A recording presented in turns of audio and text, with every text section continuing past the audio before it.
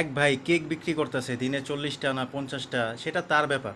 কিন্তু আমাদের দেশের মানুষ, সে একদিনে 40টা 50টা কেক কীভাবে বিক্রি করতেছে, অবশ্যই ঘাপলা আছে, দুই নাম্বারই আছে। নিজের বউ, ওনার বউ এই কেক জীবনও বানায় নাই, উনি কোনো জায়গা থেকে কিনে আনে বা কিছু করে। মানে বাংলাদেশের মানুষের পুটকিতে চুলকানি থাকবই, যে কোনো একটা ইস্যু, যে কোনো একটা কারণ নিয়ে চুলকানি থাকবই। এখন লাস্টে লোকটা দেখাতে বাধ্য হইলো যে কেকগুলো যে উনি ওনার বাসাতেই বানায়, ওনার ওয়াইফ আর ওই যেমনি হোক মানে ওনারাই বানায়, কোনো দুই নাম্বারই নাই। এখন যারা ওনার পিছনে লাগছিল, তারা এখন কি করব, এই ওনার এই সিস্টেমটা দেখছে, এখন ওরা আবার এই সিস্টেমটা অ্যাপ্লাই করবো।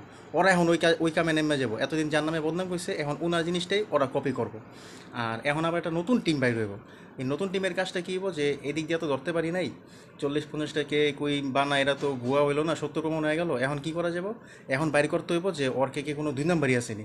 কোনো একদিন যদি ভুলে ভালে কেকে কিছু পাইলো বা কোনো একটা ভুল ভাল হইতেই পারে, যদি হয়ে গেল তাহলে খবর আছে, তখন কী করব। এটা তো আমরা আগেই জানতাম, এরই তো দুই নাম্বার, এটা যে দুই নাম্বার, এটা আমরা আগেই বুঝছিলাম। তুই আমার বাল বুঝছিলি, তুই কালকে সকালে পায়খানা করবি না রাইতে পায়খানা করবি, তুই এটা বুঝোস না। তুই মাইন্ডসে কী করবো না করবো এটা তুই আগে থেকে জানতি।